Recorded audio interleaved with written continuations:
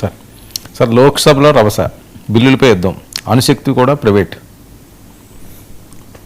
లోక్సభలో రభస జరిగింది. వరుసగా 3 కీలకమైన బిల్లులు. ఒకటేమో మహాత్మా గాంధీ గ్రామీణ ఉపాధి పథకం అనే దాన్ని జీరామ్, అదేది VBGRAMG బిల్లు పేరు, VB for Viksit Bharat, G RAM G gram అని వచ్చేటట్టు ఏదో అంటే గాంధీ గారి పేరు తీసేయాల్సిన అవసరం వచ్చింది.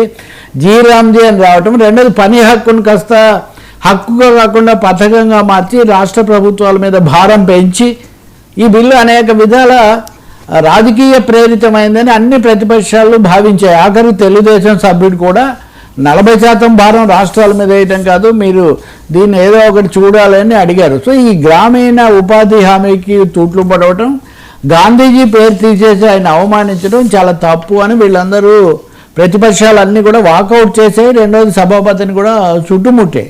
కానీ దాన్ని మొండిగా ఆమోదించారు. పైగా శివరాజ్ సింగ్ చౌహాన్ కేంద్రం తరఫున మాట్లాడుతూ గాంధీ పేరుతో మీరు దేశాన్ని దోచుకున్నారు, గాంధీ పేరుతో దోచుకున్నారంటే గాంధీ పేరు మీద చాలా స్ట్రెస్ ఇచ్చారు. బహుశా గాంధీ పేరుతో ఉన్నవి కూడా ఇప్పుడు నెహ్రూకు పరిమితమైంది. నెహ్రూ నుంచి గాంధీకి ఇది మారుతున్నట్టుగా ఉంది. సభ దాదాపు దద్దరిల్లిపోయింది. రెండోది అంతగా ఆ బిల్లు ఆమోదించింది లోక్సభ మొత్తానికి, వాళ్ళు అనుకున్నట్టుగానే మొండిగా దాన్ని ఆమోదించుకున్నారు. రెండోది చాలా ప్రమాదకరమైంది. ఇందాటి నుంచి మనం మాట్లాడుతున్నాం అన్ని ప్రైవేటు కార్పొరేట్ అని. అణుశక్తి న్యూక్లియర్ పవర్ను కూడా ప్రైవేట్ పరం చేసేటటువంటి ఒక బిల్లును పార్లమెంటు ఆమోదిస్తూ ఉంది. దానికి శాంతి అని బిల్లు పెట్టారు, ఏదో సస్టైనబుల్ అది ఇది అని అన్ని కలిపి. మోదీ ఇలాంటి విషయాల్లో ఆయనకు ఒక పెద్ద టీం ఉంటుంది, బిల్లు చాలా చక్కగా వచ్చేట్టు చేస్తారు. సరే అణుశక్తి కూడా ప్రైవేట్ వాళ్ళకి ఇస్తే ఇంకా అసలు రక్షణ ఎక్కడ ఉంటుందండి? కరెంట్ ఇచ్చారంటే సరే, విద్య ఇచ్చారు, వైద్యం ఇచ్చారు, రోడ్లు ఇచ్చారు, అన్నీ కీలకమైనవన్నీ ఇస్తూ పోయి ఇప్పుడు అణుశక్తిని కూడా ఇస్తే వాడు ఏదైనా చిన్న పొరపాటు చేస్తే కూడా రేడియేషన్ వస్తుంది, అణుధార్మిక శక్తి వస్తుంది.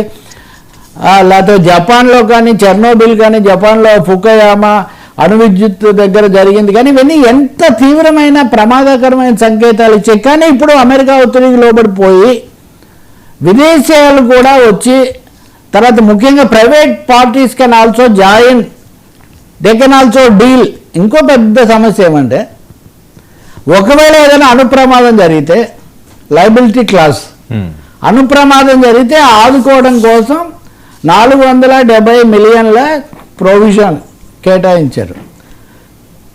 అసలు జపాన్లో కానీ ఇంకో చోట కానీ బిలియన్లలోనే ఉంది వాళ్ళు చేసిన నష్టపరిహారం. ఇది కూడా ప్రభుత్వమే కల్పిస్తుందండి, వాడికి ఏం లేదు బాధ్యత. అణుశక్తితో డీల్ చేసే అణుబేహారి అణు వ్యాపారి ఎవడన్నా వాడికి బాధ్యత ఉండదంట. ఇలాంటి ప్రమాదాల నుంచి కాపాడే బాధ్యతేమో ప్రభుత్వం తీసుకుంటుందంట.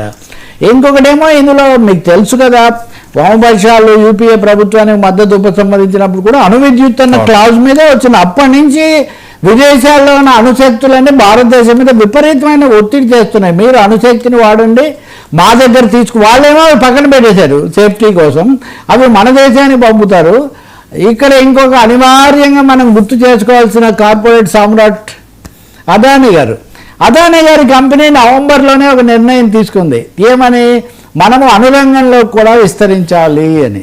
సో ఈ లింక్ చాలా స్పష్టంగా కనిపిస్తుంది. కానీ దేశానికి శాంతికే కాదు, ఇప్పుడు గతంలో కూడా టెర్రరిస్టుల చేతుల్లోకి అణుశక్తి పోతే ఏమవుతుంది, ఇట్లాంటివి మనం చాలాసార్లు చర్చించాం. అట్లాంటిది ఇప్పుడు చాలా ప్రమాదకరమని, ఆసక్తికరమైన చెప్పమంటే శశి థరూర్ కూడా దీన్ని వ్యతిరేకించారు. ఇప్పటివరకు ప్రతి విషయంలో కాంగ్రెస్ని ఇరుకుని పెడుతున్న శశి థరూర్ దీన్ని న్యూక్లియర్ బిల్ అనడం కంటే అన్క్లియర్ బిల్ అంటే చాలా మంచిది అన్నాడు ఆయన.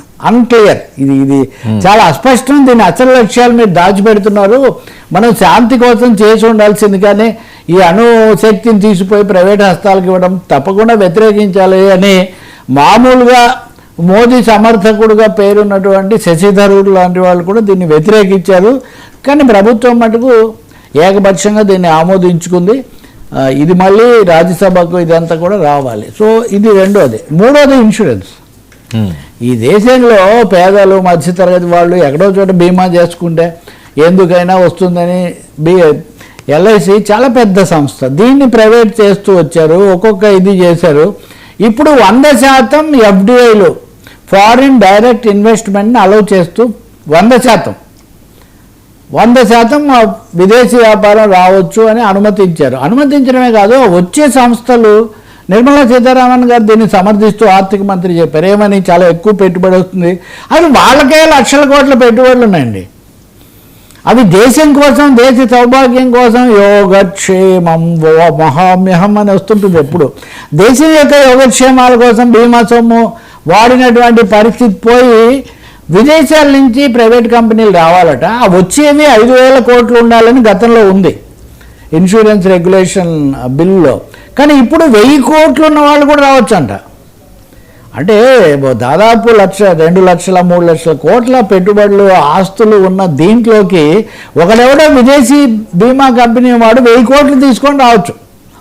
తీసుకొని వచ్చి వాడు ఇక్కడ జ్వరపడవచ్చు. దీనివల్ల మన భద్రతకు, మన పెట్టుబడులకు, దాన్ని నమ్ముకొని ఉన్నటువంటి విస్తారమైన ఉద్యోగ వర్గాలకు, అందరికీ, ఏజెంట్లకు అదొక సామ్రాజ్యం భారతదేశంలో, బీమా సామ్రాజ్యం. ఈ బీమా సామ్రాజ్యం తాళాలు విదేశాలకు అప్పగిస్తున్నటువంటి ఈ పరిస్థితి, ఇంతకుముందే వాళ్ళు విచ్చలవిడిగా పెట్టుబడులు పెడుతున్నారని ఒక ఆరోపణ వచ్చింది. కానీ దాన్ని లోక్సభలో ఆమోదింపజేసుకున్నారు. రాజ్యసభలో మళ్ళీ బిల్లు వచ్చినప్పుడు మటుకు వాళ్ళు దీన్ని సెలెక్ట్ కమిటీకి పంపించి అధ్యయనం చేసిన తర్వాత చేస్తే మంచిదని సూచించారు. కానీ ప్రభుత్వం అయితే దాన్ని బుల్డోజర్ చేయొచ్చు. ఇక్కడ ఒక ఆసక్తికరమైనది ఏమంటే, ఆ బిల్లును ఈ బిల్లును కూడా వైసీపీ వాళ్ళు వ్యతిరేకించారు. తెలుగుదేశం వాళ్ళేమో డబ్బులు అడిగారు. వైసీపీ వాళ్ళు ఇది మంచిది కాదు, దేశానికి ఆర్థిక స్వాతంత్రాన్ని కాపాడుకోవాలంటే ఈ బీమా రంగాన్ని విదేశీ పెట్టుబడులకు అప్పగించకూడదు అని వాళ్ళు కూడా మాట్లాడారు. అంటే ఏదో ఒక విధంగా మొదటిసారి ఈ 2 బిల్లుల మీద కొంచెం చిన్న అసమ్మతి స్వరం ఈ ప్రాంతీయ పార్టీల నుంచి కూడా వచ్చింది. రెండోది, కార్మిక సంఘాలు గట్టిగా దీని మీద యుద్ధం చేయాలి. కొంతమంది అంటారు మీరు వ్యతిరేకిస్తూనే ఉంటారు, ఆ బిల్లులన్నీ ఆమోదం పొందుతున్నాయి కదా అని. ఈ మాత్రం ఈ వ్యతిరేకత లేకపోతే ఇంకెట్లా ఉండేదో ఊహించుకోవచ్చు. అణుశక్తి కూడా ఇప్పుడు అమెరికాలో అండి, ఇరాక్ మీద యుద్ధం అంటే ప్రైవేట్ సైన్యాలు పోతాయండి అక్కడ. ఇప్పుడు మనకు కదా సెక్యూరిటీకి ఏర్పాటు చేసుకుంటాం మనం, ఆ సెక్యూరిటీ వాళ్ళు ఎట్లా ఉంటారో మనం చూస్తుంటాం. కానీ సైన్యాలే విదేశం అయిపోయాయి ఇప్పటికే వెస్టర్న్ కంట్రీస్లో. మన దేశంలో కూడా నెమ్మదిగా పార్ట్స్ ఆఫ్ మిలిటరీ ఎస్టాబ్లిష్మెంట్ను కూడా కొంత అప్పగించాలి, వాళ్ళు చేస్తే ఏంటి, అవుట్ సోర్సింగ్ ఇస్తే ఏంటి, ఇట్లాంటి ఆలోచనలు చేస్తున్నారు. ఈసారి పార్లమెంట్లో ఈ 3 అంశాల మీద చాలా తీవ్రమైనటువంటి ప్రకంపనలు వచ్చాయి, వాకౌట్లు చేశారు. స్పీకర్ కూడా చాలా తీవ్రంగా ఆగ్రహించారు. జరుగుతుంది అది. ఇంకా సభ కూడా ఎక్కువ రోజులు ఉండదు, ఇంకా 2 రోజులు ఏదో ఉంటుంది అంతే. సార్, కళ్ళు తెరవని రాజేంద్ర ప్రసాద్ మీడియాదే తప్పంటూ మళ్ళీ ఎదురుదాడి. రాజేంద్ర ప్రసాద్ నేను ఏదో సినిమా దీనికోసం ఆయన చేశారు.